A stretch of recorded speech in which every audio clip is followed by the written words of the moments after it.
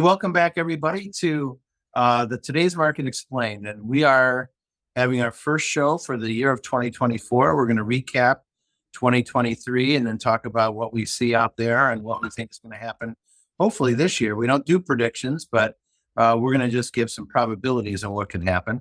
I'm Brian Kasal, your host, and I'm here with Chris Reardon. Chris, welcome to the podcast. Thanks, Brian, and welcome everyone to 2024. Glad to be here and talk a little bit of a recap of 2023 and kick us off for the new year. Well, and Chris, of course, for those of you who are new, Chris is our FourStar Development Director of Development. He's the master of all portfolios and recruiting and investing, and he leads the whole team that does all that work. He's from Cleveland, loves his Indians, and he's the father of 3 young baby children. It's amazing. So welcome. Thank you. I'm Brian Kasal. I'm the founder of FourStar and Eagle Scout, Boy Scout National Foundation trustee. I'm an advisor to CEOs and insiders, and I'm the chief dad to Quinn and Evan and husband to the amazing Tripty, my wife. And we're proud to be here with you today on the podcast. So again, for this year, if anybody who hasn't given us a rating, give us a 5 out of 5 rating on Apple iTunes, because the ratings really help us.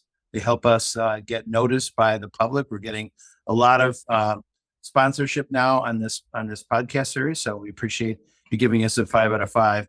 We're going to start out talking about the markets, and mostly in the markets for this year, talk about the economy, and talk a little bit about other interesting things for 24.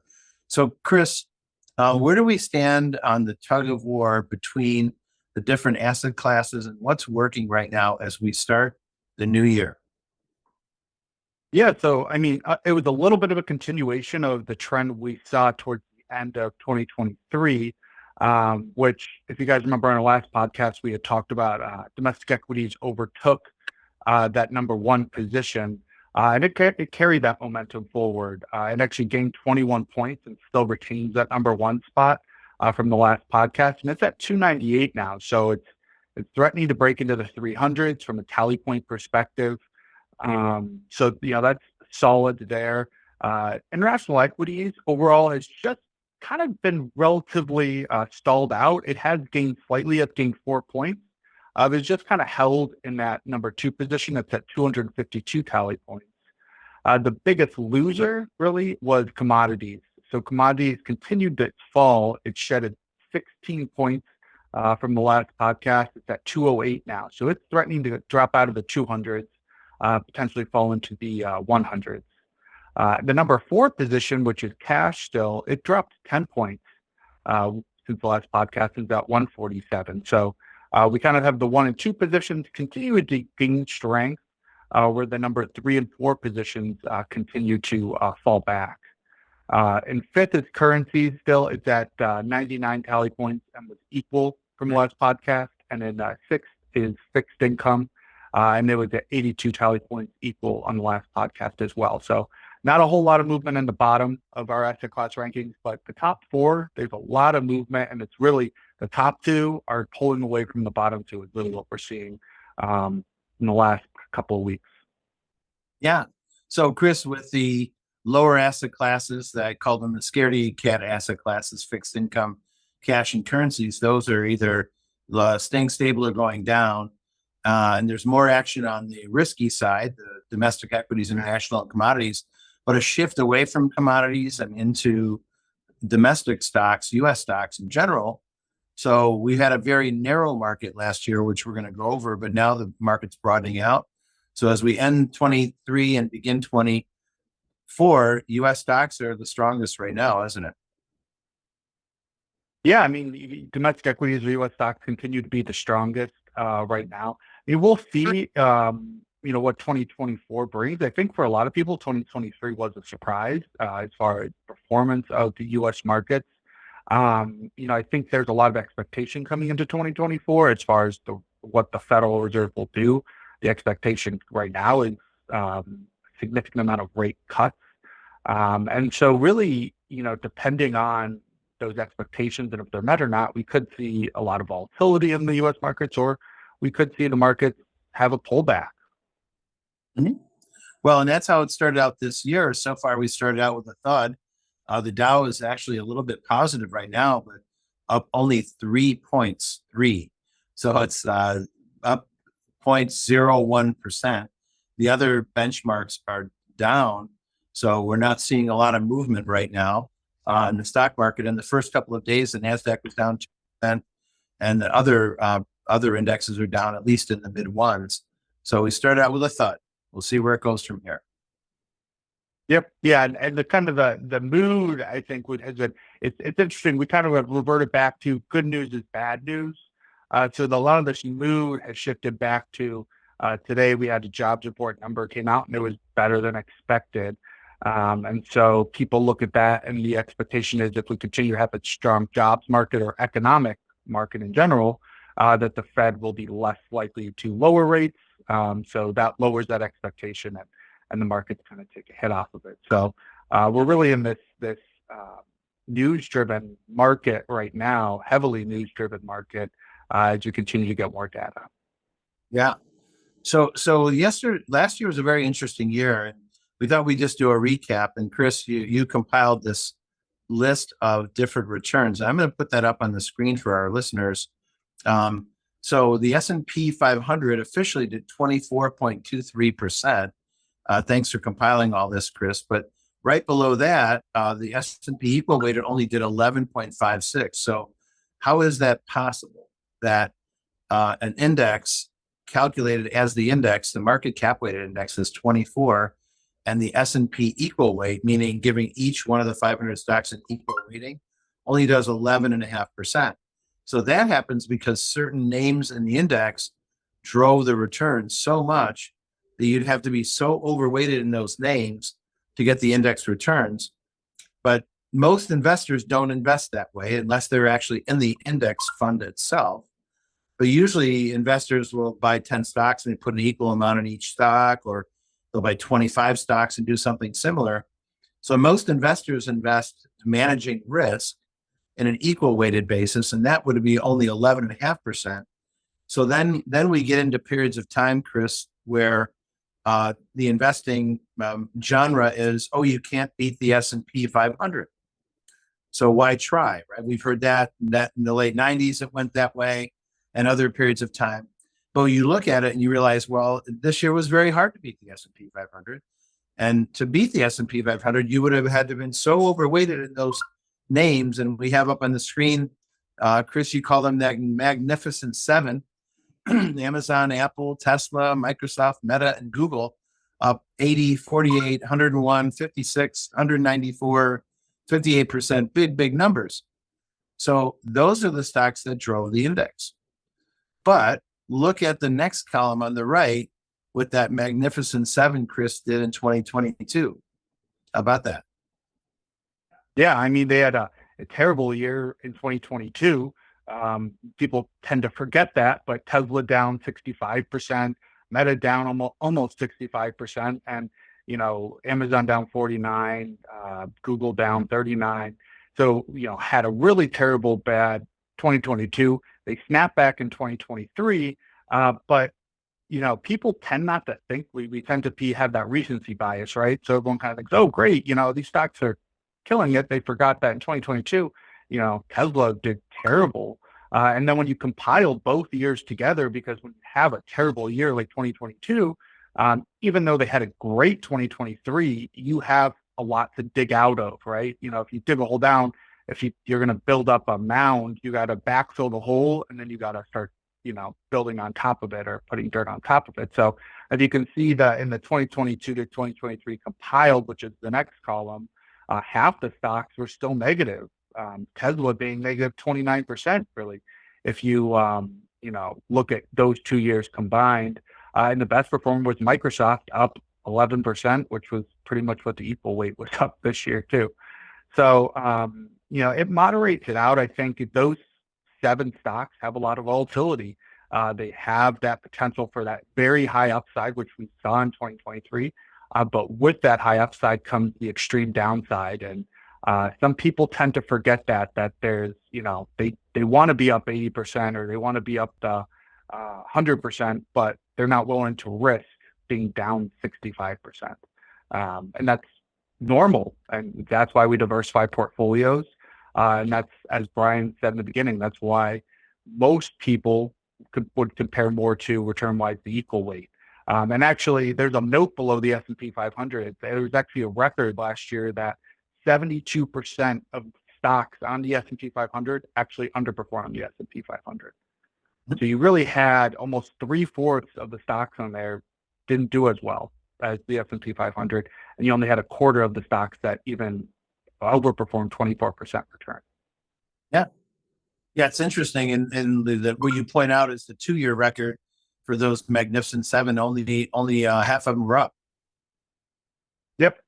Yeah. Right? Yeah. I mean, I think when you put into perspective, and I think this is a great way to frame it because a lot of investors don't realize that. But when you have, like this two extreme back-to-back years, especially when you isolate these stocks, it really showcases how, that downside digs a hole. And even though we're seeing amazing upside, the returns aren't as strong as you would expect when you factor in the volatility that takes the toll on the downside. Yeah, exactly. So if an investor wants to play a narrow list of stocks like that and try to beat the benchmark or try to outperform or be in line with the benchmark, be very, very careful. Tesla at one point in 2022 was down over 75%, and 65% was a rally from the bottom. So things got really, really bad kind of October, November of 2022. So if you can't take the heat of the down, you can't stay in the kitchen, if you will. So be careful if you trade those kinds of stocks. Most investors everyone likes the upside, but most people don't like the downside and the volatility. And certainly if you're trying to maintain a portfolio without having those kinds of losses, you can't sustain those kind of losses. So we always avoid that. We raise a lot of cash in bet markets as well. And we'll get out of names like that and we'll own them when they're going up. And we did reasonably well this year. Beat the equal weighted index by having some of those stocks, but to the risk you would take to be in the benchmark, we would not do. And now if you take money and just buy in the benchmark, fine. But last year the S&P was down 20% and the NASDAQ was down 33%. And the big techs, as you can see, were down much more than that, 40 something percent. So you have to be really careful when you play those. So what do we look for this year, Chris? Looks like the markets are starting downward. The market is broadening out, so it's not just those Magnificent Seven anymore. But the Fed, the leading indicators are negative now for almost 20 months in a row, and everyone's predicting at least some sort of a slowdown, and the economy is slowing down, yet the stock market keeps going up. So what does that look like for going forward, Chris? Yeah, I mean, I think, a lot of it's going to rely on the Fed. And I think we're looking at the economy. So we're getting kind of the strip of economic numbers coming in. But I think one thing that you have kind of the initial number that comes out, and that's what gets publicized a lot. But under the hood, things look very different. And a great example is actually the number that came out today, the non-farm payrolls. We got the non-farm payrolls and unemployment rate. Well, the unemployment rate stayed the same. I think it was 3.7%, which beat expectations. The expectation was for it to move up to 3.8%. So not a huge beat, but still a beat. The only reason it stayed the same wasn't because people were hiring. It was because 676,000 people left the workforce. So, sometimes there's, these are numbers, they're synthesized down. It doesn't really capture in some ways what's actually going on. So, and I think on top of that, I think the November and the October hiring numbers were revised down by a combined total of 70,000. So, what would that point to? Right now we're having the market move down off of a weaker jobs number. Well, if you look underneath, it seems like the jobs market tends to be slowing a little bit. What does that mean? I think we could have more of a slowdown coming into 2024 from an economic side. What impact does that have on the stock market? I think if we're going off of the good news is bad news and bad news is good news, people would take that, all right, that the market does slow and get worse. that the Fed might cut rates quicker, maybe more aggressively, and we could see that relay itself into the stock market. But I think the big unknown factor is inflation, because if inflation is still high, the Fed can't do that. And inflation has come down, and I think the last reading we had of the Fed's preferred index, I think the November reading, it was at 2.7%. So it's approaching that 2%, which is their target, but it was year over year. But there's a lot of unknown factors out there. I think oil, we continue to have tensions in the Middle East. The recent news with the tankers, that's, as much as you think that doesn't impact us, shipping costs are going to go up, and they have gone up significantly already. And that's going to get passed on to the end consumer. So some of these things are going to push inflation up, especially in the short term. So we don't know what the exact impact will be, but I think that's the big outlier, is if inflation creeps back up into a point where the Fed can't lower rates and we get a more of a recession market, then we could see some a tougher market in 2024. We could. Well, we're optimistic, and hopefully the economy does kick in and we don't have as bad a recession. And now, as you said, Chris, the risk is that if the Fed keeps rates high now for a while, but if they are infusing more capital into the banks like they did by expressing that the interest rates are going to go lower, they could cause inflation to reaccelerate. And if inflation accelerates, then the Fed will not be able to not only lower rates, and may have to raise rates again. That's exactly what happened in the 1970s and the early 1980s, when the Fed had hoped inflation would be solved by some of the moves they made of reserve requirements and other moves, and it didn't work, and they had to quickly raise rates.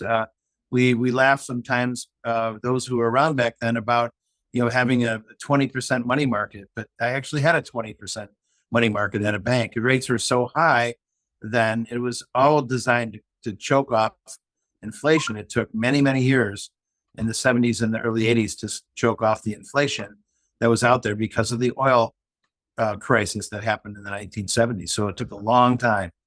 So the Fed is risking that if they try to lower rates too quickly. So the Fed has said now they're thinking they're going to lower rates 3 times. Well, the Fed never signaled how many times they were going to lower rates in the past. So now the Fed is very political, and they're talking to the public, and in some ways it's somewhat detrimental, because now they put that out there and the expectation is they're going to lower interest rates 3 times this year. But what if they don't? What does the market do? The market collapse, or so it creates more issues when the Fed talks all the time. So we'll see if they reaccelerate inflation, then we're not going to see low interest rates. We need to see higher interest rates to choke off inflation. So we'll see how it develops, Chris. We'll just keep watching those numbers. We did see a slight uptick in inflation this month. So, yeah, it'll be interesting to see. I mean, I think it's one of the there's benefits and drawbacks to the technology we have, but since we have such readily access to information and TVs and everything, I think it just creates a little bit of extra volatility, at least in the short term, within the markets, because things change day by day, week by week. Where you have a strong up week, news comes out, strong down week. So we're just getting extra volatility, I think, right now in the markets due to some of this news drip.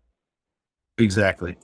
Well, then last year was an interesting year for commodities. I know you put that up. I took that off the screen. I'm going to put it back up on the screen. But commodities, there's always something interesting going on. Commodities in the short run are coming down, but gold, after not doing much for a long time, was up 13% last year, and actually was down at one point during the year. So it came down from a down position all the way back up to 13%. Silver was flat. Some of the oil commodities, natural gas and crude, were down this year, although they were up big in 2022. You see some other commodities down big, some of the industrial commodities, as the economy slows down a little bit. But the big winner of the year, Chris, was cocoa. Cocoa up 61%. Right. So we had a little bit of cocoa dynamic portfolios. We had a little bit of gold in dynamic as well, and some in one of the other portfolios. So when we see these trends developing, we'll try to take advantage of them. But when they're going negative, we'll just get out or go to cash or something like that. But we do have one portfolio that takes advantage of those different commodities, and it's always, so there's always something interesting going on in commodities based on weather or issues or supply demand or something like that. So anyway, so Chris, it was really quite an interesting year. So we'll be hopeful that the market goes up and the economy comes up with it, right? And doesn't collapse. Everyone's been betting on a collapse, and it hasn't happened yet. But let's hear what's going on in the economy now that might give us some insight into what will happen this year. Chris, you got a whole bunch of numbers on that. Yep. So as I kind of previously talked about, we got today, which is January 5th, we got the non-farm payrolls. They increased by 216,000 in December, and the unemployment rate was unchanged at 3.7%. But like I said, when you look underneath the hood with these, the unemployment stayed unchanged just because 676,000 people left the labor force. So when you have people leave, even if the jobs, we had people that technically left, so maybe we had an uptick in the unemployment rate since people left, it could stay the same. So it doesn't necessarily give us a true accurate read as far as what's going on in the employment labor market always. And then the economy added 71,000 fewer jobs in October and November. Those numbers were revised down 71,000. So a couple underlying, on the front of it, the unemployment numbers and non-farm payroll was good. But underneath it, I think there's some troubling signs of potentially, what could be coming down the pipeline in the future. On the positive side, average hourly gain earnings were up 0.4%, and now we're up 4.1% year on year. So overall, we continue to see average hourly earnings up, which is nice. The personal consumption expenditures price index, which is the Fed's preferred index they kind of look at, it fell 0.1% in November from October. That was the first decline since April of 2020. So we finally saw that tick down a little bit, and prices were up 2.6% on the year, so year over year. So that was positive to see. Like Brian said, in December, we did see a little reversal of that. So if that continues and we see a reacceleration, that will have a significant impact in 2024 and what the Federal Reserve will do. And then the last economic number that I'll highlight is existing home sales actually increased 0.8% in November from October. I think that broke a 5-month trend of existing home sales decreasing. So we finally saw more purchases of existing home sales than the previous month. So it's positive to see, on the economic front.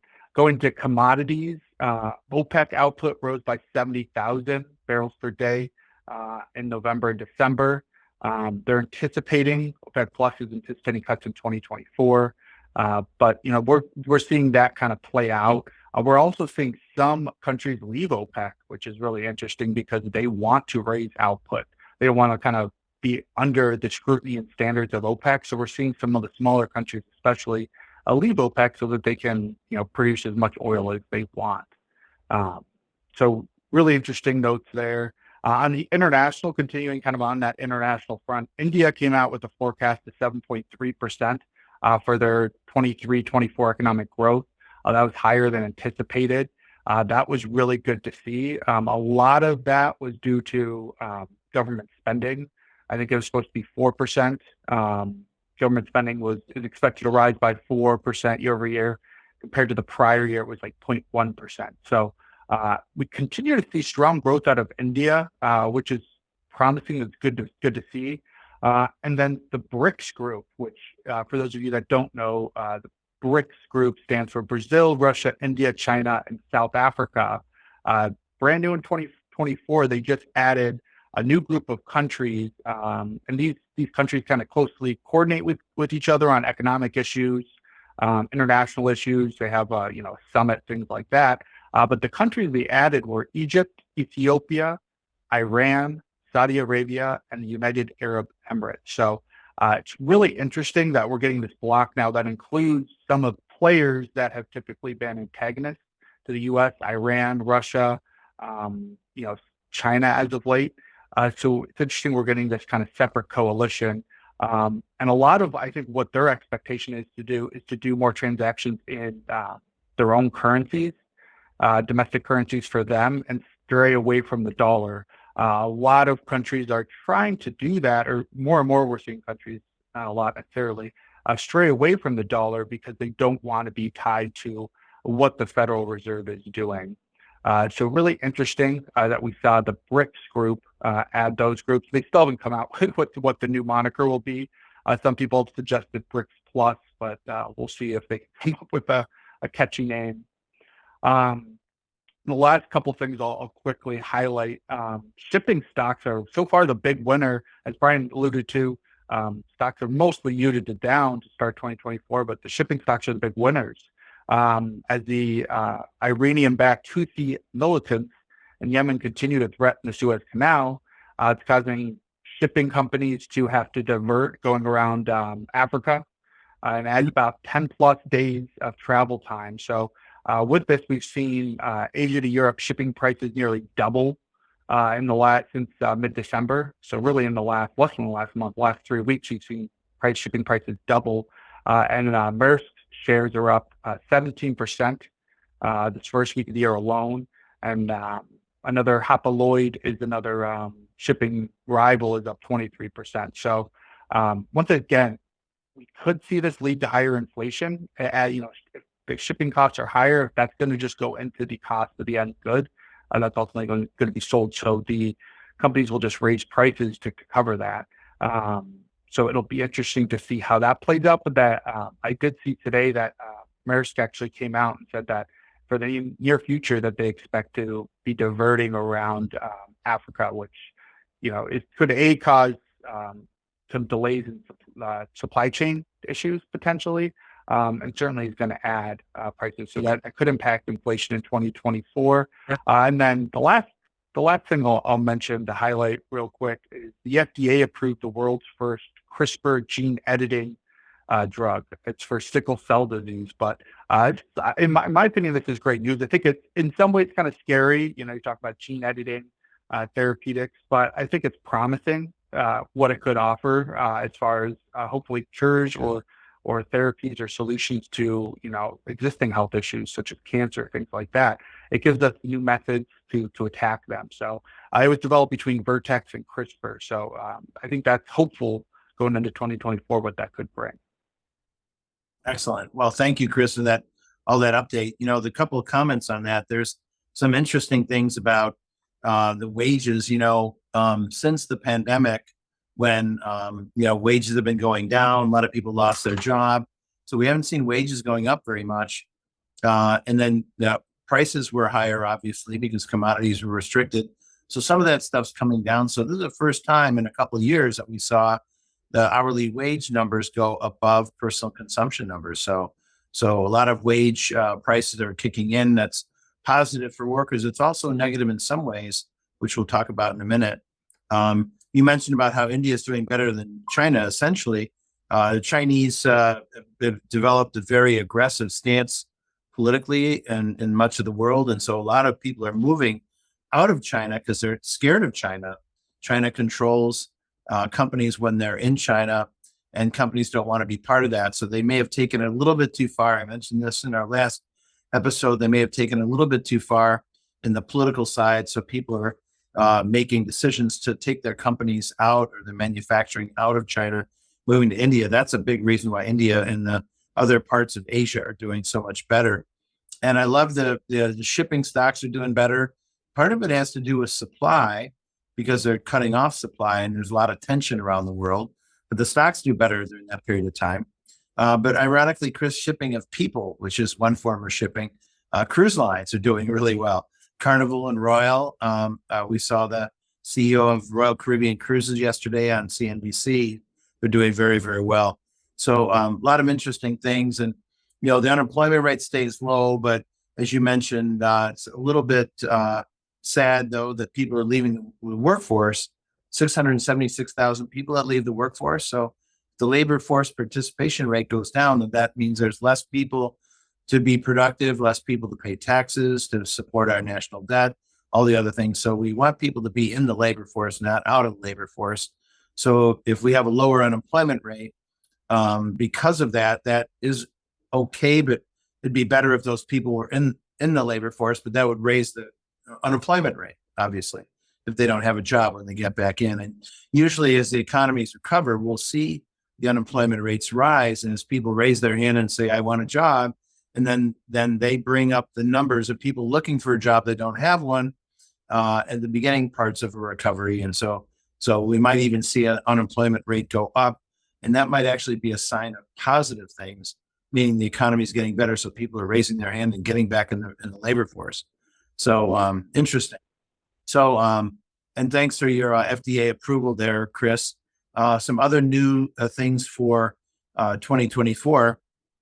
I mentioned some of the wage increases were caused by governments forcing minimum wage to go higher and such. Well, in California, Pizza Hut told 1,200 delivery workers to drivers that by the end of the quarter, first quarter, they'll probably lose their job and they're going to get out of delivery because they're requiring $20 an hour for delivery people starting in April in California. So that's not necessarily a positive thing. It's good for those workers that have a job, but if they put people out of work, and that's when government gets a little crazy and they do things, they don't think about the consequences of that. So they're putting people out of work by raising the wage. Government essentially has gone too far. Nothing illegal. They didn't do anything wrong. Governments can make those decisions, but then they also hurt their own tax base by putting people out of work. So that's what we're seeing. If anybody remembers the 1996 telecom bill that was created by Congress, and they forced companies to pay more money, they forced the current carriers to offer service below market prices and lose money.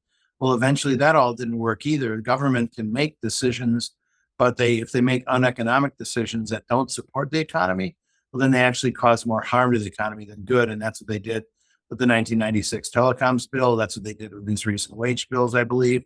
So hopefully government figures it out. But certainly people will then move to other industries. They'll move to other states, perhaps. And that's, I guess, the competitive nature of capitalism in a 50-state economy, Chris. There we are.